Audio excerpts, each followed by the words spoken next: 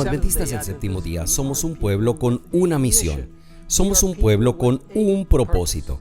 Y qué privilegio es ser llamados por Dios para unirnos a Él en su maravillosa misión y propósito en estos últimos días de la historia. En los últimos meses hemos visto cuán rápido ha cambiado el mundo de la noche a la mañana, por así decirlo. Economías mundiales han sido muy afectadas, actividades comunitarias, empresariales prácticamente cerradas y lamentablemente también hemos visto pérdidas humanas. Esto ha traído muchos desafíos a nuestra iglesia mundial, nuestras instituciones, actividades misioneras, a nuestras iglesias locales y a los miembros de la iglesia. Hemos tenido que tomar lamentablemente algunas decisiones difíciles con respecto a la financiación y el personal. Pero la buena noticia es que servimos a un Salvador resucitado y Él está en el mundo hoy. A pesar de la incertidumbre, el miedo que nos rodea, Dios todavía dirige a su iglesia. Y sabemos que podemos mirar hacia adelante con confianza y certeza hacia el futuro. Las palabras del profeta Joel fueron escritas hace muchos siglos y en circunstancias muy diferentes, pero de alguna manera eran circunstancias muy similares. En la primera parte de su profecía, Joel describe una imagen impactante de la tierra en luto por el ataque de langostas y plagas, animales muriendo, ríos secándose, granjeros desesperados. Él dice: se extinguió el gozo. Esto lo dice en Joel 1:12. Es una imagen conmovedora, terrible, de sufrimiento. Pero luego, en el capítulo 2, versículo 21, leemos estas palabras de esperanza. Tierra, no temas, alégrate y gózate, porque Jehová hará grandes cosas. Hoy, en 2020, también podemos desechar el miedo y alegrarnos porque sabemos que el Señor volverá a hacer grandes cosas, mientras vemos que se cumple la profecía y se acerca la segunda venida de Cristo. Queda la sensación en este texto de que Dios no solo hará grandes cosas en el futuro, sino que las está haciendo ahora mismo. Quiero asegurarles hoy que bajo su guía, la iglesia de Dios está avanzando y el Señor continúa haciendo grandes cosas. Alabamos a Dios por los tremendos avances en la misión en las ciudades, los ministerios de salud, evangelismo, al ingresar a nuevas áreas del mundo, llegar a nuevos grupos de personas.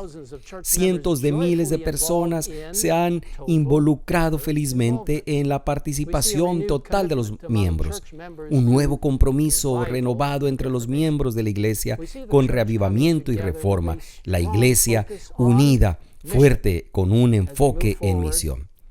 A medida que avanzamos como iglesia para implementar los objetivos del nuevo plan estratégico conocido como I Will Go o Yo Iré, debemos hacerlo con humildad y absoluta confianza en el Espíritu Santo. Elena G. White nos dice: la iglesia fue organizada para servir y su misión es la de anunciar el evangelio al mundo. Y ella agrega: es esencial trabajar con orden, siguiendo un plan organizado y un objetivo definido. Esto significa que llevar a cabo con éxito nuestra misión dada por Dios requiere una planificación cuidadosa y de oración. A medida que nuestra iglesia moviliza sus recursos para la participación de los miembros, es importante que confiemos en el Espíritu Santo para que nos guíe en una sabia planificación e implementación. A lo largo de las Escrituras vemos cuán importante es la planificación para Dios. En primer lugar, Él es un Dios de propósito y de orden. Es con buena razón que nos referimos al plan de salvación. Una gran parte de Éxodos, los capítulos 25 al 40, se ocupan de los detalles meticulosos de los planes de Dios para construir el tabernáculo. En Génesis capítulo 6, los versículos 8 al 22, Noé implementó un plan específico y muy detallado dado por Dios sobre cómo construir el arca. Lucas 14, versículos 28 al 32, Jesús cuenta dos historias que ilustran la importancia de la planificación. La primera de ellas es la de un constructor que necesita sentarse y calcular el costo antes de comenzar. La segunda historia es sobre un rey que necesita sentarse y calcular si tiene suficientes soldados para ir a la batalla con éxito. Algunos pueden decir, Pastor Wilson, al parecer, al establecer planes para el futuro, pareciera que no tenemos fe en la pronta venida de Jesús. No hay tiempo para estas investigaciones, objetivos, el rendimiento, todo eso es una distracción para nuestra misión. Vayamos y trabajemos y listo. Si bien puedo simpatizar con el fervor hacia la misión detrás de ese pensamiento, claramente se nos ha ordenado involucrarnos hasta que Jesús venga, como se indica en Lucas 19:13. Y eso debe hacerse con urgencia, pero también debe hacerse con oración, con cuidado y de manera organizada. En el libro Testimonio para los Ministros, la página 498 dice, debe haber mucha más responsabilidad, personalidad, mucha más meditación y planificación, mucho más poder mental dedicados al Maestro. En esa maravillosa compilación del espíritu de profecía de los eventos de los últimos días, dice en la página 77, Cristo declaró que cuando Él venga, algunos miembros de su pueblo que lo espera estarán ocupados en transacciones comerciales. Algunos estarán sembrando, otros recogiendo la cosecha, otros moliendo en el molino. No es la voluntad de Dios que sus escogidos abandonen los deberes y responsabilidades de la vida y se entreguen a una contemplación ociosa, viviendo un sueño religioso. Y si hay algo que nos impedirá vivir en un sueño religioso irreal, son los datos duros exigidos por la planificación estratégica. Datos que nos ayudan a comprender dónde estamos actualmente como iglesia y dónde deberíamos estar. La cercanía de la venida de Cristo debería hacer que sea aún más imperativo movilizar nuestros recursos de la manera más eficiente y productiva posible. El Espíritu Santo debe ser central. El plan estratégico de la iglesia para alcanzar al mundo, yo iré, reconoce el papel indispensable del Espíritu Santo. Les animo a leer el documento con oración. Usted puede encontrar fácilmente el documento en Internet. Ahí está la página en su pantalla para que lo descargue. Descubrirá en el documento que además de los 10 objetivos estratégicos, hay una categoría final que se llama Objetivos del Espíritu Santo para que sean definidos bajo la guía del Espíritu Santo. El Espíritu Santo no solo nos guía para hacer planes, sino que a veces nos lleva a adaptar o cambiar nuestros planes de acuerdo a ciertas circunstancias cambiantes y de acuerdo a su voluntad. Podemos ver claramente que esto sucedió en la vida del apóstol Pablo. Durante mucho tiempo esperó y planeó visitar la iglesia en Roma, pero en su carta a los romanos, Pablo escribe que a pesar de todas sus esperanzas y planes de visitar, por esta causa me he visto impedido muchas veces de ir a vosotros. El obstáculo que experimentó fue en gran medida obra del Espíritu Santo. Del mismo modo, Lucas dice que aunque Pablo y sus compañeros planeaban ir a Asia, en ese momento el Espíritu Santo les impidió hacerlo. Como iglesia debemos ser ágiles y adaptarnos, listos a responder el llamado de Dios, de dejar a un lado nuestros planes y avanzar en cualquier dirección que Él nos llame. Mientras observamos cómo nosotros como iglesia avanzamos en la dirección correcta, Él nos llama. En la historia de Nehemías, el copero del rey Artajerjes tiene lecciones clave para nosotros. Nehemías, el planificador. Elena G. de White escribe en Servicio Cristiano, la página 177, se necesitan Nehemías en la iglesia de nuestros días. No solamente hombres que puedan predicar y orar, sino hombres cuyas oraciones y sermones estén imbuidos de un propósito firme y vehemente. El plan de acción seguido por este compatriota hebreo en el cumplimiento de sus propósitos debería ser adoptado por los ministros y dirigentes. Una vez hechos sus planes, deberían presentarlos a la iglesia de tal manera que obtengan interés y cooperación, que los hermanos entiendan los planes y compartan la tarea. Tendrán entonces un interés personal en su prosperidad. El éxito que acompañó los esfuerzos de Nehemías muestra lo que pueden lograr la oración, la fe, la acción sabia y enérgica.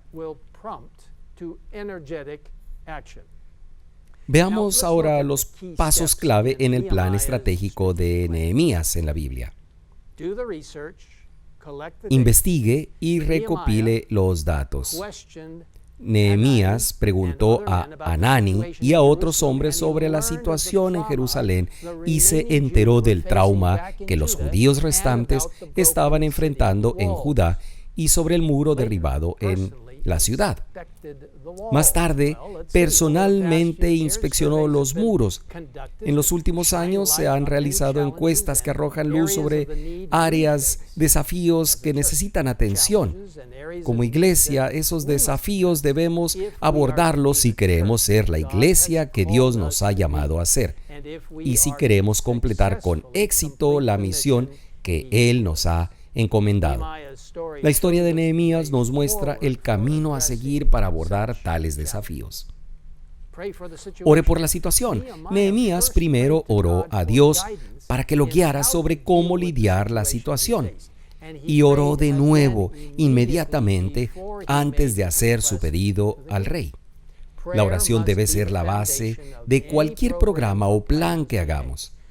Debemos ser claramente una iglesia de oración. Estamos llamados a hacer planes, pero nunca debemos presumir de hacerlos bajo nuestra propia sabiduría. Cualquier habilidad, inteligencia o educación que podamos aportar a la mesa no vale nada sin la guía y la bendición de Dios. Establezca la meta.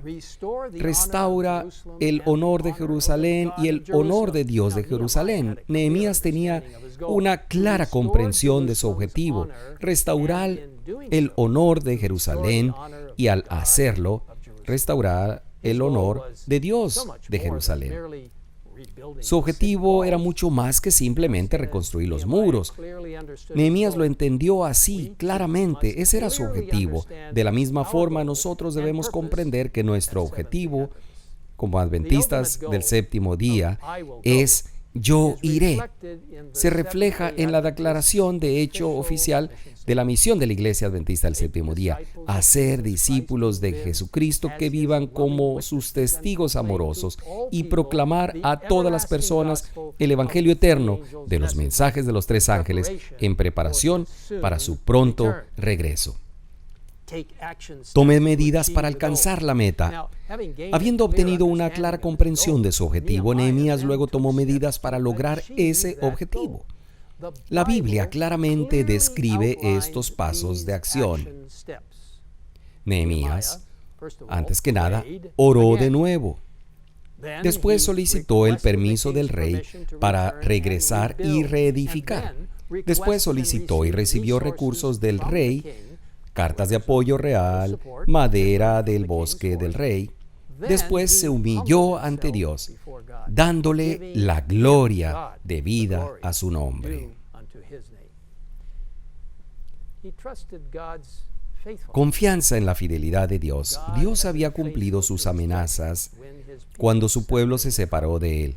Lo había esparcido entre las naciones de acuerdo con su palabra. Y en ese mismo hecho, Nehemías hallaba la seguridad de que él sería igualmente fiel en sus promesas.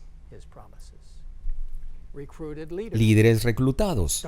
Comenzó a construir, ayudó a los pobres, cancelando deudas y detuvo el cobro de intereses. Ayudó a Esdras a restablecer la ley de Moisés. Después terminó los matrimonios de hombres judíos con esposas paganas. Plazos de acción. del plan estratégico Yo Iré. Objetivo espiritual número 2. De la misma forma como Nehemías tomó pasos de acción significativos hacia su objetivo, el plan de la iglesia desglosa nuestro objetivo estratégico en 10 objetivos clave. También enumera indicadores clave de rendimiento que nos ayudan a medir cómo lo estamos haciendo al tomar medidas de acción clave hacia la meta. Debido al tiempo, solo podemos examinar algunos de esos objetivos clave. El primero que quiero compartir es el objetivo 6, uno de los 3 objetivos espirituales, y dice así: aumentar la adhesión, retención, recuperación y participación de niños, jóvenes y adultos jóvenes. Encuestas muestran que muchos de nuestros preciosos jóvenes están abandonando la iglesia. Por supuesto, perder a una sola persona ya es mucho. Este objetivo es un llamado para alcanzarlos, conservarlos y reclamarlos. Escuchemos el testimonio del pastor Kurt Thomas, director de los departamentos de ministerios personales y de escuela sabática, así como de las misiones y la evangelización en la Unión Británica. Yo entregué mi vida a Jesús cuando tenía unos 15 años de edad. Me bauticé en la iglesia adventista en Sudamérica. No quería perderme ningún servicio. Ahí estaba todos los sábados. Después de un tiempo, me sentí desanimado. Estaba muy desanimado.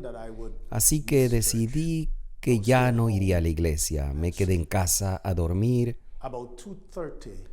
Ese sábado, a las 2:30 de la tarde aproximadamente, mi madre me estaba moviendo vigorosamente para que despertara. Desperté y me dijo, con mucha preocupación: hay muchas personas ahí afuera y te están llamando.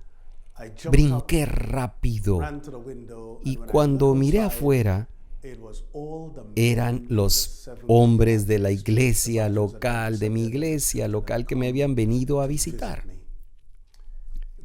Ellos me extrañaban en la iglesia y estaban preocupados por mí. Nunca volví a perderme un culto de iglesia.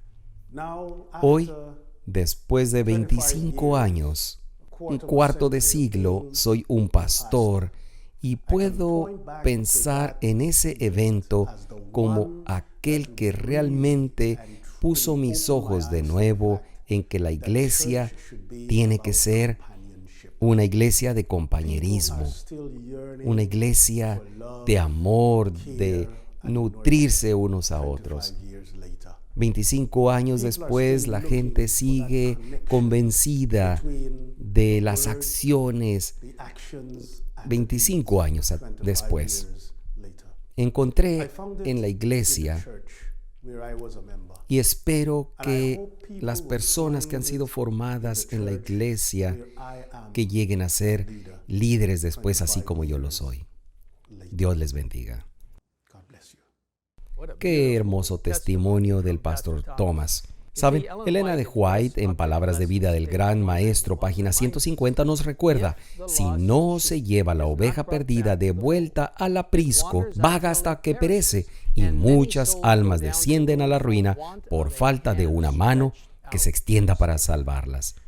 Una de las formas clave para retener a los jóvenes y mantenerlos conectados con la iglesia es involucrarlos en el servicio y en la misión, a través de iniciativas como Un Año en Misión y servicios de voluntariado adventista. Es por eso que existe y es tan importante la estrategia de todos los miembros involucrados. Esto tiene que ver con el objetivo de la misión I Will Go, revivir el concepto de la misión mundial, el sacrificio por la misión como una forma de vida. Involucra no solo a los pastores, sino a todos los miembros de la iglesia, jóvenes, adultos, en la alegría de dar testimonio de Cristo y hacer discípulos. Elena de White contó una historia fascinante.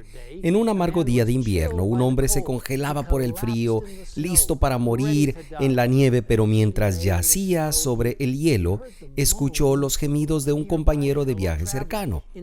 Instintivamente se sintió obligado a ayudarlo. Extendió la mano, comenzó a frotar las extremidades congeladas del hombre, tratando de restaurar la vida. La señora White escribe: restregó los helados miembros del desdichado y después de muchos esfuerzos logró ponerlo de pie. Como el recién hallado no podía estar de pie, lo llevó en brazos con simpatía a través de amontonamientos de nieve que él nunca hubiese pensado poder pasar solo. Cuando hubo llevado a su compañero de viaje a un lugar refugio, comprendió repentinamente que al salvar a su prójimo, se había salvado a sí mismo. Al haber ministrado a su vecino, mantuvo el flujo de sangre de sus propias venas y además él mismo revivió. En el camino a Cristo, la hermana White escribió: el único modo de crecer en la gracia consiste en hacer desinteresadamente la obra que Cristo nos ordenó hacer, dedicarnos en la medida de nuestra capacidad a auxiliar y beneficiar a los que necesitan la ayuda que podemos dar. Ven, el involucramiento total de los miembros es excelente para crecer en la gracia. Años atrás, el hombre sabio lo resumió muy bien: el alma generosa será prosperada, y el que saciare también será saciado. El primer objetivo espiritual en el plan Yo Iré es discipular a individuos y familias en vidas llenas de espíritu. El servicio y la misión son básicos en este proceso de convertirse en discípulos. Hablamos de la importancia de reavivamiento y reforma en la misión, y eso es muy cierto.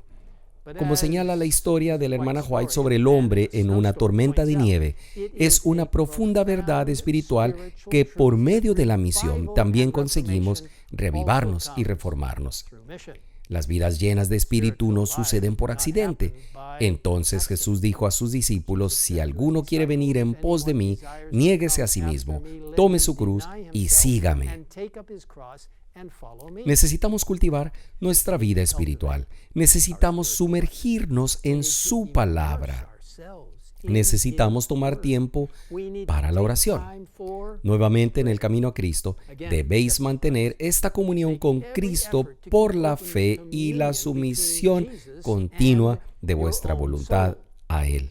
En el ministerio de curación, la hermana White añade: mediante la oración, el estudio de su palabra y el creer en su presencia, mora en el corazón. El más débil ser humano puede vincularse con el Cristo vivo, quien lo tendrá de la mano y nunca lo soltará. Como individuos y como familias, al ser discipulados en vidas llenas del Espíritu, implica algunas dimensiones de compromiso. Incluye el ser involucrados en el servicio y en la misión. Incluye dedicar tiempo a la oración, en estudiar la Biblia, en escuchando, hablando con Dios, adorarle. Esto es abrir nuestro corazón a Dios como un amigo. Esto toma tiempo. Se lleva a cabo en el culto corporativo en la iglesia, en reuniones de oración, en grupos pequeños. Se lleva a cabo en el culto familiar y debe ocurrir en el tiempo que pasamos individualmente con Dios, en oración y leyendo su palabra. Pero esto debe suceder si queremos crecer en vidas llenas del Espíritu como sus discípulos. Uno de nuestros más altos privilegios y responsabilidades es nutrir espiritualmente a nuestras familias, desarrollando hábitos de adoración diaria, participando en el servicio a los demás, cultivando hogares cristianos. Todo esto se conecta al objetivo espiritual número 7, que tiene que ver con ayudar a jóvenes y adultos jóvenes a colocar a Dios en primer lugar, ejemplificando una cosmovisión bíblica. ¿Cómo hacemos esto? A través de la escuela sabática, de los cultos de iglesia, que juegan un papel muy importante. También lo hacen las escuelas adventistas e insto a todas las familias adventistas a que puedan hacerlo en lo posible, inscribir a sus hijos en escuelas adventistas del séptimo día. Pero el lugar más importante para construir una cosmovisión bíblica es el hogar, a través del culto familiar, a través del modelado de hábitos devocionales personales, a través del asesoramiento, la tutoría de nuestros hijos. No olvidemos el poder del segundo libro de Dios, la naturaleza. La hermana White escribe: debería animarse a los niños a buscar en la naturaleza los objetos que ilustran las enseñanzas bíblicas y rastrear en la Biblia los símiles sacados de la historia, de la naturaleza. Tenemos que enfocarnos en el objetivo. Uno de los errores más comunes en la planificación estratégica es confundir los pasos de acción con el objetivo. Sería fácil suponer, por ejemplo, que el objetivo de Nehemías era reconstruir los muros de Jerusalén. De hecho, como hemos visto, la reconstrucción de los muros fue solo un paso de acción hacia el objetivo de restaurar el honor de Jerusalén y el honor del Dios de Jerusalén. Hoy, la Iglesia Adventista del Séptimo Día tiene el sistema escolar protestante unificado más grande del mundo. Pero no dirigimos escuelas solo porque nos gusta administrar escuelas. Operar escuelas no es el objetivo de nuestra iglesia.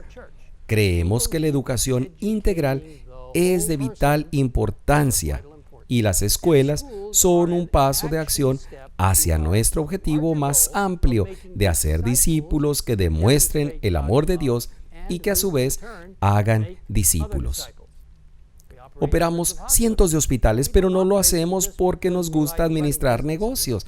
Dirigimos hospitales porque amamos a las personas y estamos comprometidos con el método del ministerio de Cristo. Operamos hospitales como un paso de acción integral y hacia nuestro objetivo de hacer discípulos que demuestren el amor de Dios y que a su vez hagan otros discípulos. Otro hermoso objetivo es construir sobre la roca. Nuestro plan estratégico para alcanzar el mundo, I will go, yo iré, solo será tan sólido como su fundamento. Si la base son nuestras ideas y planes, lo que soñamos en los comités se desmoronará. En Mateo 7, 24 y 27, Jesús nos contó sobre un constructor sabio y otro imprudente. El necio construyó su casa sobre la arena. Vinieron lluvias, inundaciones, viento, ¿y qué pasó con la casa? Se cayó y fue grande su ruina. Pero el hombre sabio construyó su casa en la roca. Se enfrentó a las mismas lluvias, inundaciones, el mismo viento, ¿y qué pasó con la casa? No cayó, porque estaba fundada en la roca.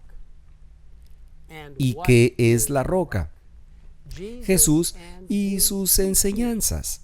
Todos nuestros recursos, todos nuestros programas, proyectos, todas nuestras iniciativas, nuestros planes, todos deben tener un fundamento firme, anclado en Jesús, la roca. Como escribe Elena de White, la iglesia está construida sobre Cristo como su fundamento. La iniciativa Alcanzar al Mundo, Yo Iré, reconoce que con el fundamento de Jesús como la roca y con la guía del Espíritu Santo estaremos totalmente capacitados para ir. ¿Y qué nos motiva? Nuevamente, Elena de White enfatiza: el amor debe ser el principio de la acción. El amor es el principio subyacente del gobierno de Dios en el cielo y en la tierra. Jesús dice: en esto conocerán todos que sois mis discípulos, si tuviereis amor los unos con los otros. Y como dice Pablo en 2 Corintios 5:14, el amor de Dios nos constriñe. Muchos crecieron escuchando historias de Fernando y Ana Stahl, misioneros pioneros adventistas en Sudamérica. Entre otras cosas, los Stahl establecieron clínicas, escuelas y capillas alrededor del lago Titicaca en los Andes peruanos. Cuando más tarde se mudaron para ministrar en la región amazónica, uno de sus guías era un indio Campa de nombre Katosho Makari. En la década de los años 70, el evangelista peruano Alejandro Bullón rastreó a Katosho, que todavía vivía en el área donde servían los Stahl. El pastor Bullón escribe: lo encontré sentado frente a una pequeña fogata dentro de su choza. Quiero que me cuentes sobre Stahl, le dije. Tú eras su guía. Levantó la vista, parpadeó y, como si estuviera tratando de refrescar su memoria, rápidamente sus ojos se llenaron de lágrimas que comenzaron a rodar por las arrugas que el tiempo había tallado en sus mejillas. Silencio. Sentí un nudo en la garganta por haber perturbado la paz de este viejo hombre, pero su voz, temblando de emoción y años, me rescató de esa situación cuando me dijo: Él nos amaba. 3 palabras, solo 3, pero expresaron todo lo que Stahl significó para los Campas. Qué hermoso testimonio a través de esta historia. Qué maravillosa manera de ser recordado. Y qué mayor motivación podría ser para todo lo descrito en el plan I Will Go. A principios de la década de los años 20, la Iglesia Adventista del Séptimo Día enfrentó una crisis. Se abrieron nuevas y emocionantes oportunidades de trabajo en todo el mundo. Sin embargo, después de la Primera Guerra Mundial, el mundo estaba en una recesión económica y el presupuesto en la sede mundial de la Iglesia tenía $250,000. Los misioneros corrían el riesgo de ser retirados. La denominación había planificado de manera muy cuidadosa y oraba intensamente antes de enviar misioneros a todo el mundo, lo cual fue un gran compromiso financiero, pero nadie podría haber predicho la recesión económica que ocurrió. El problema encabezó la agenda del Concilio Otoñal de la Asociación General en el año 1922.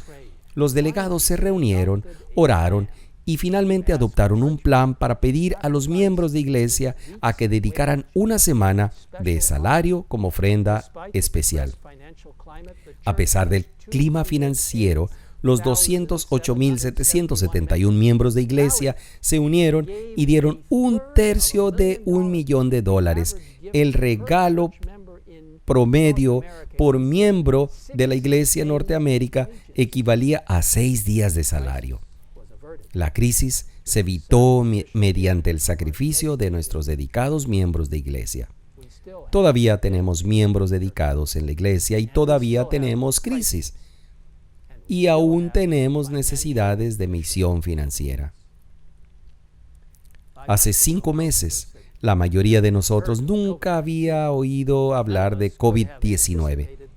Ninguno podría haber anticipado la devastación en las economías globales y, más importante aún, las pérdidas humanas.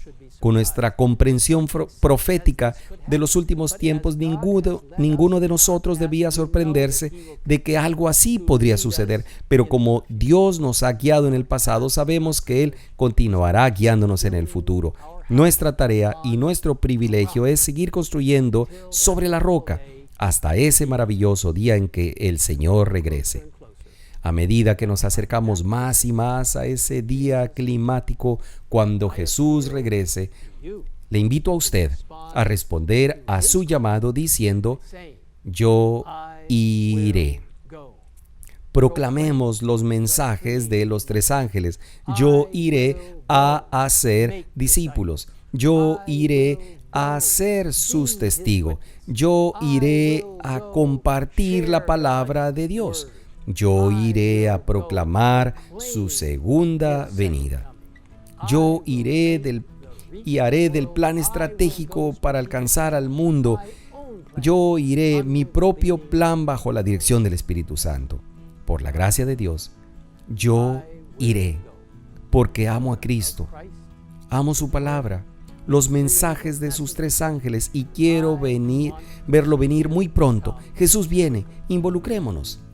Donde quiera que estés y en cualquier entorno en el que te encuentres, En este momento, quiero decirte que Dios te está llamando a ser parte de su mensaje para los últimos días, a un mundo que clama por respuestas eternas.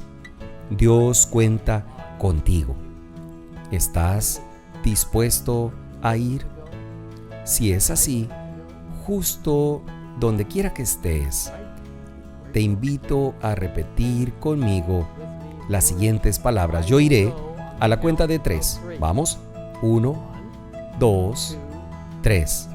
Yo iré. Que Dios te use poderosamente para compartir su palabra mientras esperamos la pronta venida de Cristo. Maranatha.